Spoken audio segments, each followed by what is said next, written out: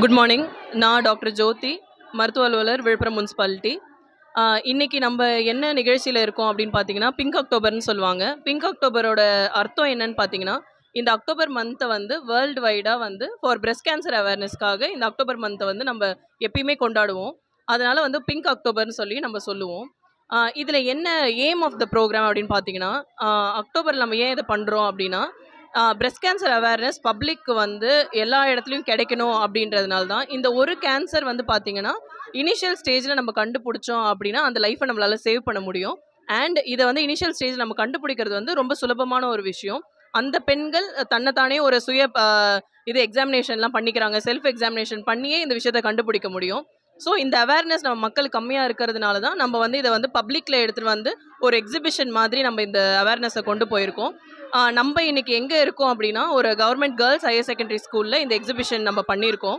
இந்த எக்ஸிபிஷன் இந்த ஸ்கூலில் போட்ட நோக்கம் என்ன அப்படின்னா, இங்கே இருக்கிற பசங்க, இந்த சின்ன பசங்க, இந்த சின்ன ஏஜில் நம்ம என்ன செய்யணும், செய்யக்கூடாது, இந்த பிரஸ்ட் கேன்சர் பற்றி என்ன தெரிஞ்சுக்கணும் அப்படின்ற அவேர்னஸ் இந்த ஏஜில் நம்ம கொடுத்தோம் அப்படின்னா தான் அவங்களோட உணவு வகைகள், அவங்க மாற்றங்கள் இருக்கட்டும், அதே மாதிரி செல்ஃப் எக்ஸாமினேஷன் இந்த ஏஜ்லேருந்து அவங்க கற்றுக்கிற விஷயமா இருக்கட்டும், இதெல்லாம் வந்து இப்போ ஒரு கவர்மெண்ட் ஸ்கூலுன்னு பார்த்தீங்கன்னா ஒரு 40 to 50 வில்லேஜஸ் வந்து சேர்ந்து வந்து தான் எங்கள் ஸ்டூடெண்ட்ஸ் இருப்பாங்க. ஸோ இத்தனை வில்லேஜஸ்க்கு இந்த மெசேஜ் வந்து த்ரூ ஸ்டூடெண்ட்ஸ் போகுன்ற நோக்கத்தில் தான் நம்ம ஸ்கூல் ஸ்டூடெண்ட்ஸ்க்கு அவேர்னஸ் கொடுக்குறோம்.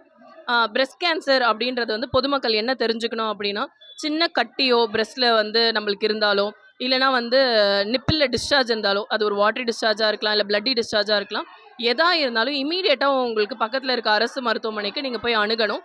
இதுக்கு உண்டான எல்லா ஃபெசிலிட்டியும் அரசு மருத்துவமனையில் அவைலபிளாக இருக்குன்றது வந்து மக்கள் கண்டிப்பாக தெரிஞ்சுக்கணும். பிரஸ்ட் கேன்சரை ரொம்ப ஈஸியாக எடுத்துக்கூடாது. இப்போ இருக்கிற வேர்ல்டு வைட் சுச்சுவேஷன் பார்த்தீங்கன்னா, பிரஸ்ட் கேன்சர் வந்து இப்போ நம்பர் 1 கேன்சராக நம்மளுக்கு இருந்துகிட்ருக்கு.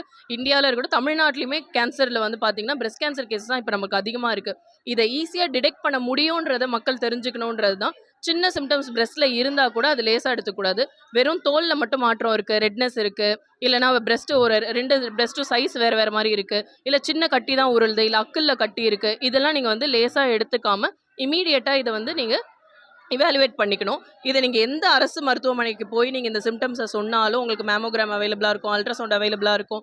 இதுக்கப்புறம் அந்த கட்டி இருந்தால் அதை எஃப்என்ஏசி பண்ணி உங்களுக்கு ரிப்போர்ட் கொடுத்துருவாங்க.